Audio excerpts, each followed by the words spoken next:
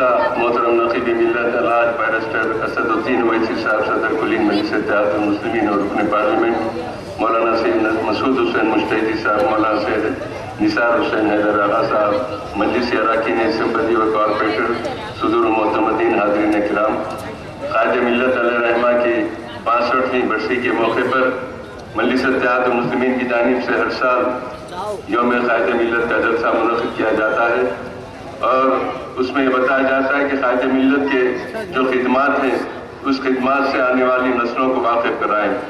نونہالوں میں تقریر مقابلوں کے ذریعے قائد ملت کی خدمات سے ان کو واقف کرایا جاتا ہے، اور حضرت قائد ملت علیہ رحمہ ایک بے مثال خطیب تھے، شعلہ بیانی میں منفرد انداز تھا۔ آپ کی تقریر کے وقت لوگوں میں ایک سما بانا جاتا تھا، اور لوگ آپ کی تقریر اور آپ کے جلسے میں لوگوں پر کیفیت طاری ہوتی تھی۔ ایک عاشق رسول کی حیثیت سے قائد ملت علیہ رحمہ کے بے شمار تقاریر ہے جو میلاد النبی کے عنوان سے قائد ملت فرماتے تھے۔ اس زمانے میں ایک خان کمپنی کی gram phone record, Khan company بلکہ تھا، جو ہمیشہ قائد ملت کی تقاریر کے گرام فون ریکارڈ بنایا کرتا تھا۔ قائد ملت کے بہت سارے تقاریر تھے جو میلاد النبی کے عنوان سے اور اتحاد بین المسلمین کے عنوان سے تھے۔ ہندوستان کے چپے چپے میں آپ کے خطابات ہوئے، ہندوستان کے باہر بھی آپ نے جلسوں سے مخاطب کیا، اور سروجنی نائیڈو جس کو بلبل ہند کہا جاتا ہے، وہ قائد ملت کی تقریر سے بے حد متاثر ہوئی تھی، اور وہ اپنے قائد ملت کو اپنا بچہ کہہ کر مخاطب کیا کرتی تھی۔ بہرحال قائد ملت علیہ رحمہ نے مجلس اتحاد المسلمین کے استحکام میں ایک اہم رول نہ صرف ادا کیا بلکہ آخری دم تک مجلس اتحاد المسلمین کی خدمت کرتے رہے، اور اس کے ذریعے ملت میں تعلیمی شعور کو اجاگر کیے۔ تفسیر کا آپ قرآن کا درس دیا کرتے تھے، اور اپنے مجلس کے ورکروں کو پابند کرتے تھے کہ روزانہ کم از کم 3 آیتیں قرآن پاک کی تلاوت کرے ترجمے کے ساتھ، اور ہر ممبر کے لیے لازمی قرار دیا گیا تھا۔ حضرت قائد ملت علیہ رحمہ نے دارالسلام کے حصول کے لیے ملت اسلامیہ سے چندہ طلب کیا، دارالسلام خریدا، مرکز سیاسی کی بنیاد ڈالی۔ دارالسلام میں آج بھی ایک بولی ہے جس میں قائد ملت تیرا کرتے تھے، ایک مرتبہ تیر رہے تھے اور تمام ورکر کھڑے رہ کے دیکھ رہے تھے۔ ایک ورکر کی طرف قائد ملت نے اشارہ کیا اور فرمایا کیا دیکھتے ہو، کود جاؤ۔ وہ ورکر فوری کود گیا اور غوطے کھانے لگا۔ قائد ملت نے کہا ارے کیا بات ہے؟ تو اوپر سے لوگوں نے کہا کہ قائد ملت اسے تیرنا نہیں آتا، تو آپ نے دوڑتے جاتے پانی میں سے اس کو بچا کے نکالتے، اور یہ دریافت کرتے کہ تیرنا نہیں آتا تو کودے کیوں پانی میں؟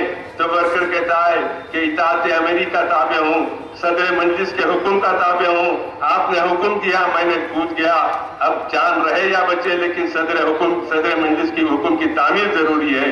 اطاعت امری کا بھی ایک درس قائد ملت دیا کرتے تھے، اور اس وقت کے ورکرز میں بھی یہی تھا کہ صدر مجلس کے خطابات کی روشنی میں اپنی جماعتی سرگرمیوں کو جاری رکھتے تھے۔ آج بھی وہی انداز سے مجلس اتحاد المسلمین گامزن ہے۔